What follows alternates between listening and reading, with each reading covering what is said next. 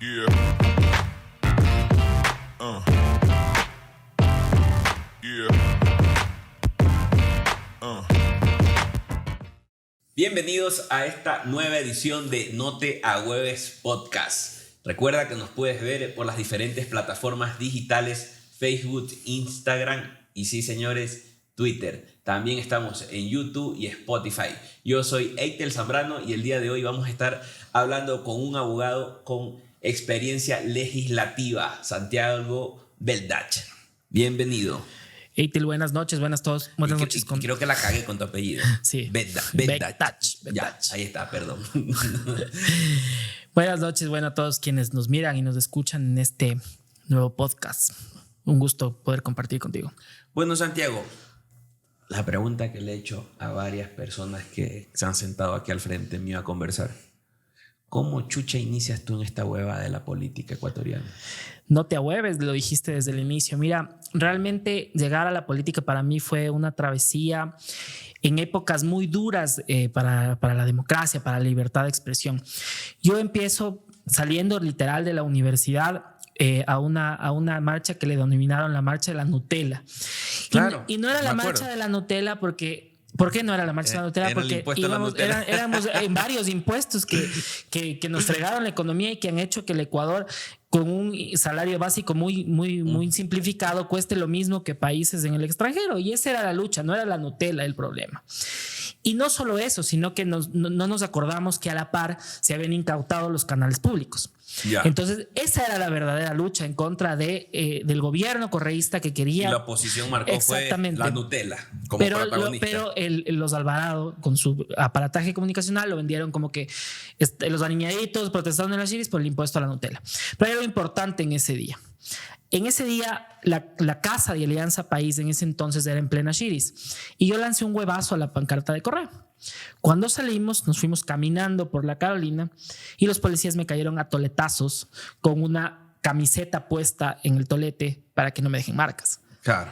Llego a subirme en el bus completamente golpeado y llego a mi casa en esa situación. Ese fue el camino que me llevó luego a varias luchas sociales. O sea, ¿te gusta el tema de estar en las calles, ser activista social? Porque hemos coincidido en algunas. Te he visto trepado en los carros con megáfonos, bandera y toda la cosa, ¿no? Así es, y como muchos jóvenes de ese tiempo que realmente no coincidíamos con la política correísta, y de ahí vinieron muchos casos más. ¿Cuántos años tiene eso más o menos que pasó?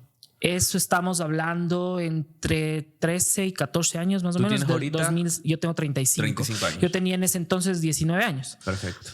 Entonces, realmente el tema fue muy controversial en el sentido de qué causas te llevan a impulsarte, al ya meterte al escenario de la política y sobre todo en un espacio en que mucha gente de mi edad estaba muy cómoda porque te ofrecían un salario en las instituciones públicas de aproximadamente entre 800 y 1.300, 1.500 dólares y por eso vendían sus posturas ideológicas. En mi caso no, yo tuve que empezar a trabajar en Cinemark, siendo cajero, luego también en Supermaxi y me tocaba buscarme el camino en lo privado porque evidentemente en un cargo público no congeniaba con el gobierno de ese entonces. Prácticamente, pero qué interesante tu recorrido, o sea, cómo inicias en la parte laboral y ahí viene la siguiente pregunta. Habiendo sido activista social, ¿verdad? Llegas a la Asamblea Nacional y llegas a una comisión por su naturaleza polémica, fiscalización. Quien la llevaba como presidente, uno de los personajes políticos más polémicos de la última década, por así decirlo, que lastimosamente todos sabemos lo que pasó, Fernando Villavicencio. ¿Cómo fue tu experiencia en la asamblea justamente en la comisión de fiscalización? Vamos por partes, o sea, cuéntanos de tu experiencia en la comisión, casos polémicos y más adelante hablamos un poquito de Fernando, ¿te parece? Perfecto. Mira, yo llego a la comisión de fiscalización y hay que decir una cosa muy importante. Yo a Fernando le conocí en un trolebús.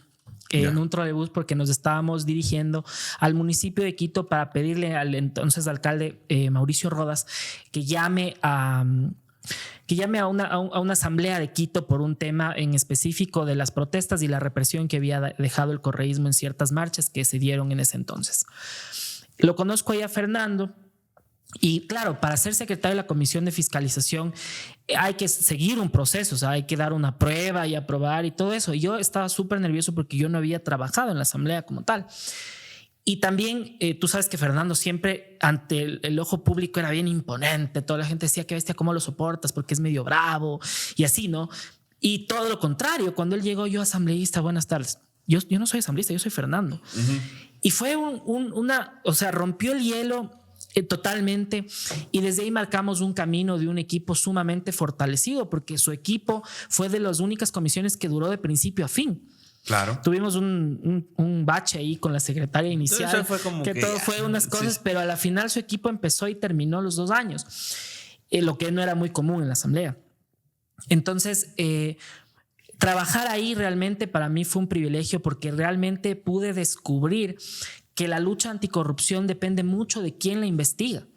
O sea, la lucha anticorrupción depende de las ganas que le metas a cualquiera de los procesos para propiciar esta investigación, para ahondar, y sigues excavando y resulta que no se llevaban la plata en yutes sino en contenedores. O sea, llegas a esa conclusión porque no hay más. Ya. Pero y ahí dentro de esa comisión, o sea, el manejo de las fuerzas, porque era una configuración aparentemente con mayoría, pero ya vimos una comisión que, o sea, las fuerzas internas eran pesaditas, ¿no? Mira, ahí está estas mayorías móviles que luego se llaman, pero también hay esa independencia móvil, ¿no? Uh-huh. Entonces, en ciertos temas estoy contigo, en otros no. A la final terminaban sacándose los ojos, y realmente es un poco preocupante cómo no existía la madurez suficiente para entender lo que estaba en juego. Y lo que estaba en juego eran los recursos públicos a la final del día, ¿no? Entonces, simplemente trataban de un bando u otro derivarse en una pugna política, y no realmente se dedicaban a lo que era pertinente, que en este caso eran las investigaciones. Lo que sí puedo decir es que en los juicios políticos, en su gran mayoría, sí existía cierto grado de consenso, porque claro, la mayoría de enjuiciados venían del gobierno de Moreno, y no, o sea, no había tanta controversia. La controversia iniciaba en los procesos investigativos, que básicamente ya eran del gobierno de Correa, y del gobierno actual pues todavía no estaban en marcha, entonces no había mucha investigación realmente. Pero bueno, para que quede claro a quienes nos están viendo, a pesar de que esto es un tema súper aburrido, tenemos que decirlo para que puedan entender cómo es que se teje la política ecuatoriana, sobre todo en el principal poder, que es la Asamblea Nacional, porque muchos desconocen realmente qué es lo que pasa ahí, cómo se llega a una conclusión, cómo se inicia un proceso de control político, una fiscalización seria. En ese sentido hay que ser súper transparente, por eso mis preguntas, y a veces pueden llegar a pensar que son preguntas súper básicas, pero tenemos que comenzar a dialogarlas. Y disculpen porque sí es un temita un poquito aburrido, pero tratamos de hacerlo un poco más digerible para que todos entendamos y estemos empoderados de lo que puede llegar a influir una mala asamblea en nuestras vidas. ¿Qué piensas de la anterior asamblea? Bueno, yo pienso que realmente hay un trabajo, tú sabes, tú estuviste en la asamblea, y hay un trabajo que se hace atrás, que es un trabajo de hormiga, que es lo que nadie ve. O sea, cómo la función legislativa va trabajando no en torno a lo que ven las cámaras, van trabajando en torno a ciertos procesos fiscalizadores, a ciertos procesos investigativos, que eso lo hace un equipo de asesoría incluso. Entonces, básicamente el tema legislativo parte de que hay una jornada laboral que se lleva casi 24/7 atrás de la pelea política. Es impresionante porque a mí me causaba bastante chiste, porque es bien entretenido ver cómo se mandan al diablo, se mandan a la mierda en el pleno, y luego se dan besos y abrazos, y es como que, loco, ¿cómo pueden? Y luego entiendes que esa es la política. O sea, una cosa es lo que haces en la política y otra cosa es lo que generas en tu entorno social, entre tus amigos. Puedes no tener ideas concretas y parecidas respecto al tema político, pero en lo personal puedes tomarte un trago y cagarte la risa. O sea, esa es la política ecuatoriana y esa es la asamblea que teníamos. El problema de esa asamblea realmente era, para mi forma de pensar, era el tema de que las coincidencias partían de muchos intereses. Y el problema de esos intereses era el tema de ciertas cosas que uno veía que se pedían el uno al otro y que realmente a la final del día todo terminaba siendo un tema de beneficios. Exactamente. Y yo me acuerdo, pues, tema del juicio político bien polémico, pero no vamos a ahondar mucho en eso. Pero ¿cómo inicia? Una ex legisladora defendiendo primero algo y después ella misma lo estaba motivando. O sea, esas eran las cosas absurdas que estábamos viendo ahí. Era un poco obvio, pero claro, a mí me daba chiste porque cuando te preguntan, pero es que la fulana se vendió, tú no sabes esas cosas. A uno, o sea, uno ve pasar la vida y solamente va entendiendo las incoherencias que suceden. Oye, y suponiendo cosas. ¿Cómo hacías? A ver, tú eres el secretario. Estabas, si mal no recuerdo, siempre te sentabas en la comisión a la derecha del presidente, ¿verdad? A la derecha del presidente, sí. Cuando te tocaba estar en algún otro tipo de salón, también estabas en la mesa principal, por así decirlo. ¿Cómo hacías para no reírte cuando decían estupideces? Como conocedor de la ley también. No, mira, esa fue la parte más compleja, porque en un inicio... sí, o sea, a ver, cuando yo entré me decían tienes que tener cuidado porque las cámaras te están apuntando todo el tiempo. O sea, sí, tienes una cámara frente tuyo. Entonces tratas de morderte la lengua y no puedes hacer más. Luego ya se va volviendo normal. Escuchar estupideces. Escuchar estupideces. Y después, cuando ya no es normal y ya sabes que hay esta confabulación entre todos para reírnos, hasta te paras y te vas a reír. O sea, pasaron cosas muy jocosas y luego una de esas cosas jocosas al secretario que me sucedió, porque luego yo fui asesor, sí le costó una queja. Ya. Omitamos nombres pero cuéntanos una. O sea, no nos digas el completo, pero cuéntate una así que te llamó mucho la atención, que no aguantaste. Casi que tenías que esconder la cabeza para reírte. Dios mío, hubo una votación bastante... se equivoca uno de los asambleístas en lo que tenía que votar. Le soplan mal realmente. Ya. Y claro, el rato que quisieron reconsiderar el voto no había tal, porque la ley te dice que la reconsideración del voto es únicamente cuando hay duda. Pero él lo dijo a viva voz, que votó no. Ya. Y yo tuve que leer la ley para no darle paso, porque ya había votado.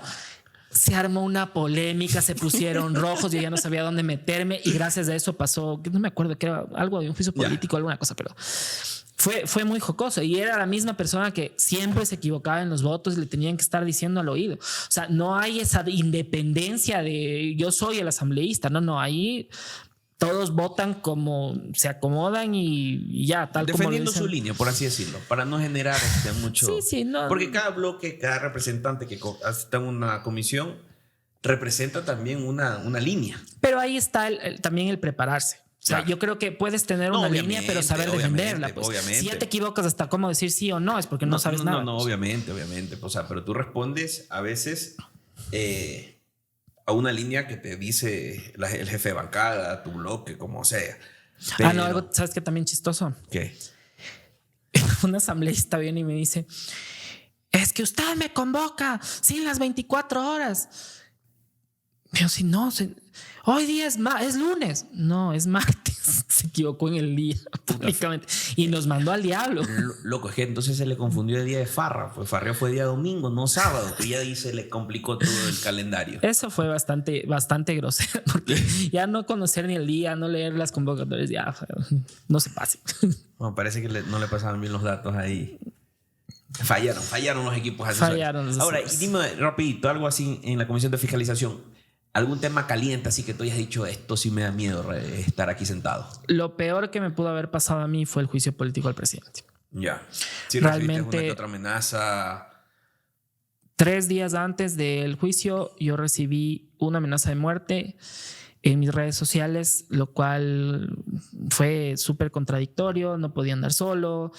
Después de eso, o sea, y cómo funciona la justicia y cómo funciona la justicia para cualquiera de los mortales, porque a la par, la asambleísta Veloz había recibido una amenaza, a ella le pusieron inmediatamente la escolta. Yo tuve que esperar casi como 15 días para que me asignen una escolta. Lo tuve casi 2 meses porque realmente sí fue complicado ese tema. Y sobre todo fue complicado porque nadie entendía que la postura que tomaba en este caso la asesoría de la comisión era totalmente en derecho, no tenía absolutamente nada que ver con sus avatares políticos. Esa fue una decisión jurídica, más no política. Y claro, me dedicaron como 3 plenos a acabarme porque supuestamente yo era el propulsor de un informe que a la final era responsabilidad de los asambleístas que votaban. O sea. Pero bueno, gajes del oficio, porque sabes que uno la vivió. Y perdón que hable a título personal, pero a veces yo no sé cómo hacías, porque o sea, los oídos te querían sangrar de las cosas que pasaban, o sea, de las cosas que escuchabas, de los horrores que veías. Pues estaban bastante confundiditos algunos ex colegas ahí. Es que esto es un tema así de simple. Tú eres un juez y tú te vas ya a la audiencia final de cualquier juicio. Entonces a ti te están juzgando, me invento, por ladrón. Pero el juez sabe que tú eres, no sé, no eres ladrón, eres estafador. El juez te va a juzgar por ladrón, no por estafador. O sea, yo no podía intervenir más en el proceso que lo que... Es más, este proceso era totalmente distinto a los otros porque no puedes intervenir en nada que la Corte Constitucional no te haya aprobado. Entonces, básicamente, salirse de ese esquema solo era cuestión de leer. Solo era cuestión de leer para entender qué pasaba. Y realmente ahondar en el tema político para nosotros como equipo asesor era muy complicado. O sea, no teníamos por qué meternos más allá de ahí, de esas funciones. Y luego me sacaron un tweet que si yo pensaba, o sea, ya no podía ni pensar porque era asesor de la Comisión de Fiscalización. Tú cumplías tu trabajo. Así es. Que era redactar lo que estaba pasando y punto, ponerlo en el papel y eso se iba. Así es. Más de eso no le ibas a quitar una coma, aumentar una palabra. O sea. Y a la final lo que mandaba ahí era el poder de los votos. O sea, no había nada más que podamos hacer. Bueno, estamos hablando de la asamblea justamente con Santiago. Vamos a dejar un espacio, vamos a pegar un brinquito. Más adelante te pregunto sobre tema, tu relación con Fernando Villavicencio, cómo fue a trabajar, o sea, un poquito más a fondo de eso. Pero aquí hay un dato particular. Tú sales de la asamblea, ¿verdad? Y te vas de candidato al Consejo de Participación Ciudadana. ¿Por qué tomaste esa decisión? ¿Qué esperabas de ese poder? De ese poder tan polémico que tenemos los ecuatorianos. ¿Sabes qué? Cuando llegó el proceso de juicio político del Consejo de Participación Ciudadana, porque llegaban en cola, ¿no? Entonces llegó bastantes meses antes, yo decía, bueno, este país tiene una pata floja en algún lado y necesita ser cambiada inmediatamente. Hombre, es que hablamos, poniéndolo en perspectiva, ¿no? Tenemos 5 poderes. Así es. Pero inmediatamente, ¿qué es lo que yo podía hacer? Yo no podía intervenir en la asamblea porque supuestamente iban a terminar en el 2025. Sí. Ya. No podía. No, en las seccionales no me parecía lo más necesario para el país en ese momento.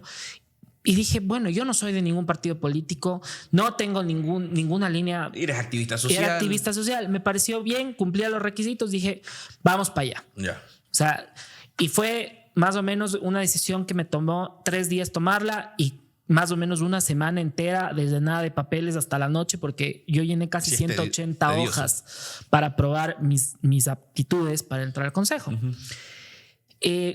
Cuando ya decido, ingreso los papeles, yo ingreso el último día, porque claro, estábamos en el paro de junio cuando estaban recibiendo las carpetas. Así también eras en la universidad, en el colegio. Entregabas al último la tarea. Sí. No, o sea, no, a eso siempre. Y no lo hago, y eso no lo hago precisamente por dejarlo al último. Siempre me tomo mi tiempo para que las cosas vayan no te bien. devuelvan los papeles. Y no me devuelvan los papeles. Yo había revisado todo y entregué en plena paralización los papeles. Tanto así que creo que me tocó ir caminando con la carpetota y todo el drama. Y ahí empieza la polémica. Porque claro, estábamos en el paro. Me decían, entonces, pregunto al Consejo Nacional Electoral y les digo, la foto que va en el currículum, porque te pedía un currículum, ¿es la misma que ve en la papeleta? Sí. Entonces vi la primera camiseta llana que tenía, me puse para tomarme la foto en el currículum. ¿Qué color era la camiseta? Es que esa era la camiseta de la polémica. La camisa de la polémica. La camisa de la polémica. Nunca, una camisa nunca había sido. Claro, esto está peor que el vestido de Mónica Lewinsky. No, eso está como el gran dilema. Pues. O sea, ¿qué fue primero? ¿El huevo o la gallina? Exactamente. Ya. Y cojo la primera camisa llana que tenía en mi armario, ahora ya por eso tengo una blanca. y total, se arma tremendo despelote. Porque claro, aparte tomarme la foto de estudio para la papeleta costaba como $50. Entonces obviamente eran $50 importantes que no los iba a volver a gastar. Sí. Entonces básicamente el rato que ya me tomo la foto, yo salgo de eso y luego veo que los 7 de la Liga Azul usaban mi misma camisa. O sea, no sé qué era peor, loco, que verles vestidos igual porque ellos me copiaron a mí, obviamente. Ya. Verles vestidos igual o yo sentirme como ellos. O sea, o sea, te juro que ya cuando me di cuenta de eso, dije, ya no hay marcha atrás, no me voy a gastar $50 por esto. Digo, ya nada, huevón. O sea, dale, ya aquí nada. sin filtro, dale. Se puso tambores ahí, efectos. Ahí sí hay que poner el aplauso. Ya nada, entonces fue algo esporádico. De hecho, yo mantuve, creo que la misma camisa ya le di la vuelta 3 veces porque me pasé el país con esa camisa. Y luego se arma tremenda polémica porque, claro, yo no pensé que iban a hacer una campaña, que no podían hacerla tan polémica. Y eso tan se mantiene polémica. todavía en la actualidad. Sí. Existe una denuncia presentada por Juan Esteban Guarderas y Bernardo Gijón que a la final terminó siendo aprobada por el TCE en contra de Allen Berbera. Pero yo todavía estoy recabando procesos. ¿Por qué? Porque resulta y acontece que la Fundación del Ciudadanía y Desarrollo saca un informe que parece entonces que recién lo hicieron público, sí, de cómo ellos hacen campaña en un cierre de campaña de la Revolución Ciudadana. Entonces eso ya es otra cosa de locos porque incumplieron la norma del pi al pa. O sea, no hay un solo artículo que no se hayan tomado la molestia de incumplir. Y claro, si yo te estoy diciendo que me costaba trabajo gastarme $50 en una foto, ¿tú crees que yo tenía plata para hacerme tremenda campaña que se mandaron estos manes? Y entonces esa desventaja me fastidia. O sea, esa desventaja, porque a la final ellos tuvieron todos los medios para publicitarse y uno bien pendejo, o sea, cumpliendo la normativa, esperanzado en que les... Tuve que ver La Rosa de Guadalupe 3 veces para ver mi propaganda. Es que esa es una falla es una falla en el sistema contaminado. Los partidos, movimientos políticos, en algunas seccionales o en diferentes puntos geográficos, están patrocinando o están sirviendo de plataforma para que candidatos que tienen recursos de dudosa procedencia estén ahí metidos. Y eso al final del día, ¿qué es lo que pasa?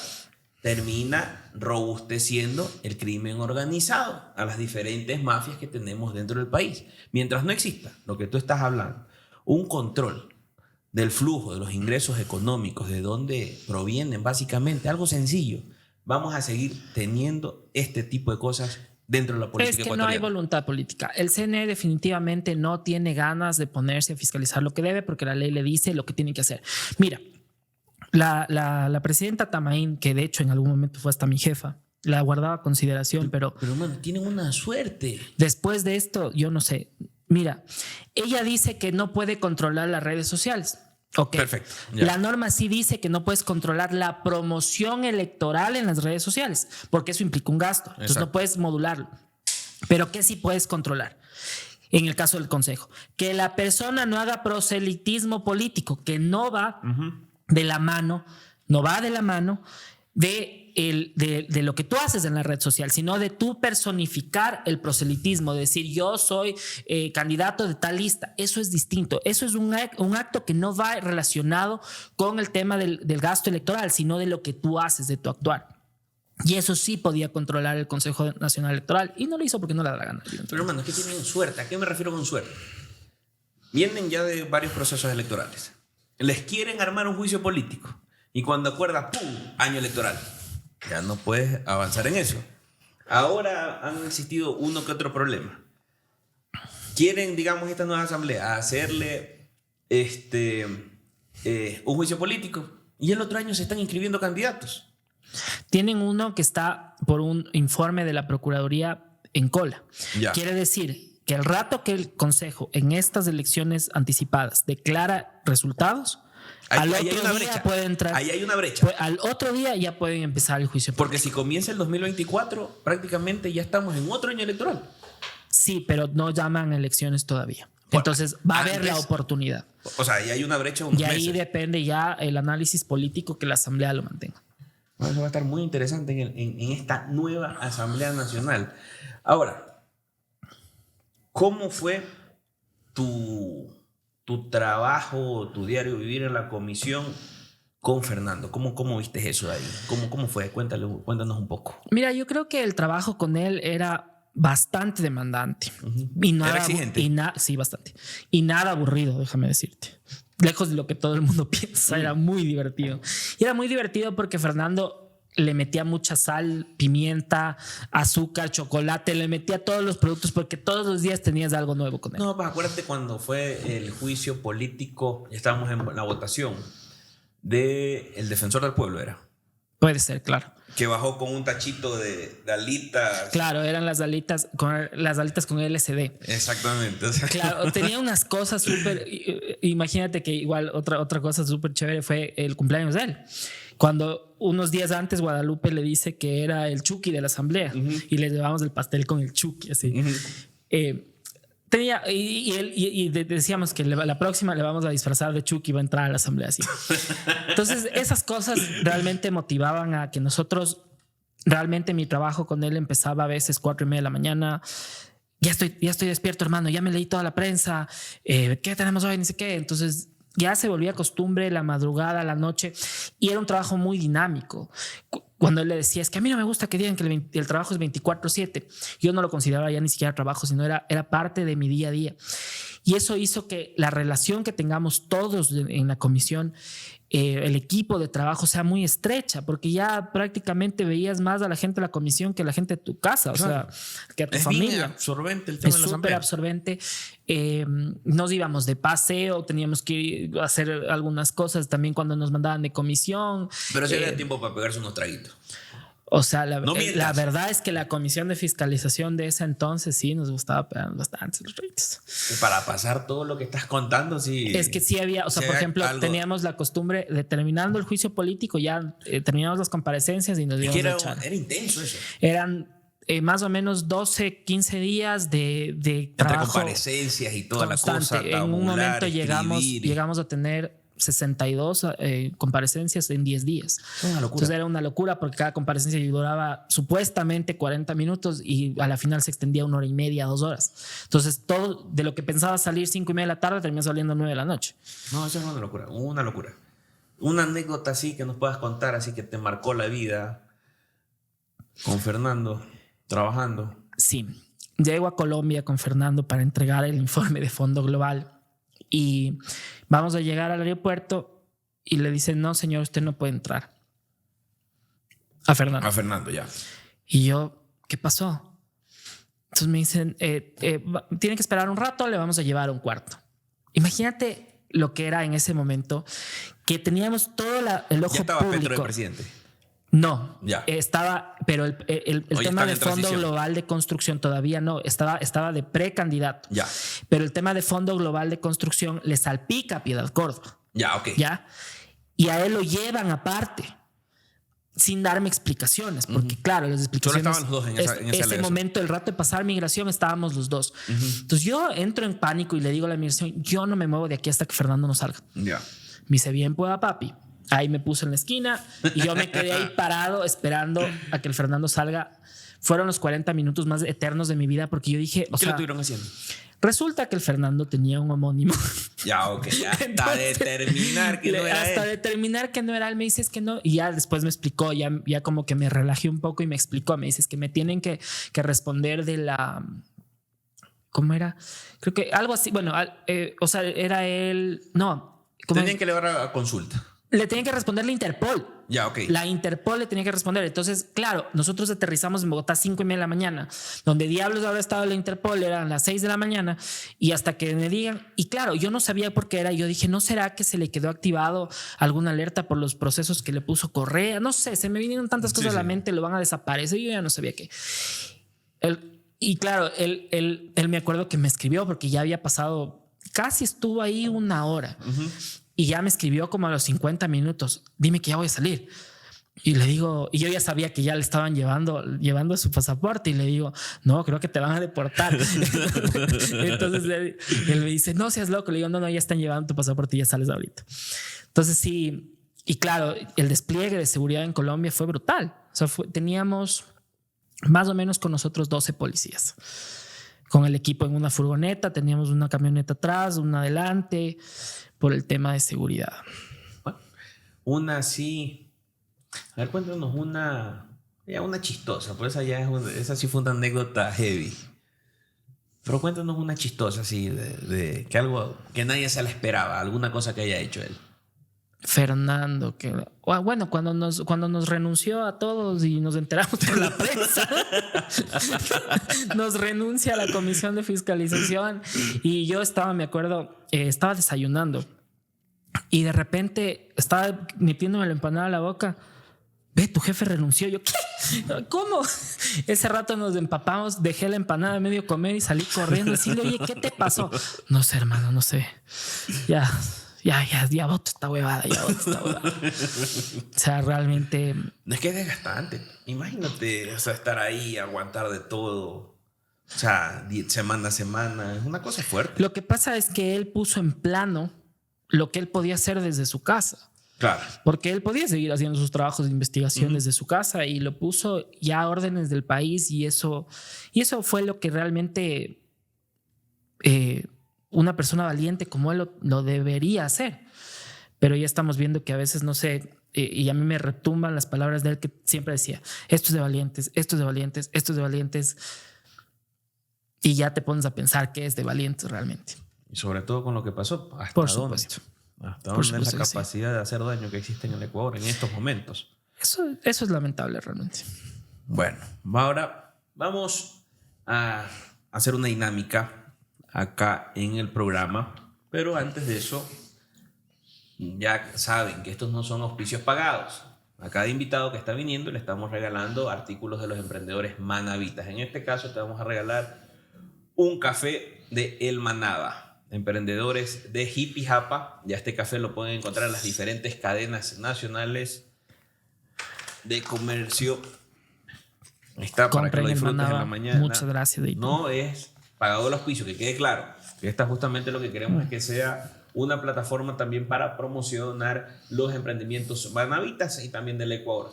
Quienes quieran que sus productos sean presentados acá, lo pueden enviar, nos pueden mandar un mensaje por interno en las diferentes redes sociales y nosotros vamos a recibir con mucho gusto. Si es de promocionarlo, si es de ponerlo aquí sobre la mesa, ustedes nos envían y con mucho gusto los estaríamos promocionando sin costo alguno. Ahora, pasando a esta dinámica que hacemos con los diferentes invitados. Yo te voy a decir una palabra y tú vas a responder lo primero que se te venga a la mente. ¿Ya? Vamos. Vas a comenzar suave. Libertad. Justicia. Rafael Correa. Hijo de... Guillermo Lazo. Decepción. Fernando Villavicencio. Valiente. Consejos de participación ciudadana. Sarta de ratas. Democracia. Libertad. Liga de Quito. Papaucas. Música favorita. El reggaetón, pues. Reggaetón. Yo sí me voy hasta abajo. Izquierda o derecha. Derecha. Perfecto. ¿Libro favorito? El Principito. Tan básico El Principito, hermano. Dime alguno más complejo. Mira, el tema del Principito es porque es el primer libro que le hice leer a mi hija. Ya, perfecto. Es memorable. No, yo no estoy diciendo el otro, pero dime algo ya que más profundo, el tema político. Pero ya, vamos, El Principito. Bueno, este ha sido nuestro nuevo episodio con Santiago Begdach. ¿Sí lo dije bien? Ahora sí. Ya, perfecto. Muchas gracias por estarnos viendo. Recuerden que nos pueden ver por las diferentes plataformas digitales: Facebook, Instagram, Twitter, sí señores, Twitter, Spotify y YouTube. Santiago, tus palabras de despedida. Muchas gracias por el espacio EITEL. Realmente propiciar, por ejemplo, los emprendimientos y la política joven es saludable y sana en estos momentos tan difíciles que pasa el país. Y síganme en mis redes sociales también, @sbegdach. Sí, la vamos a estar poniendo cuando hagamos la promoción de este episodio. Muchas gracias a todos y nos vemos en una próxima ocasión. Chau, chau.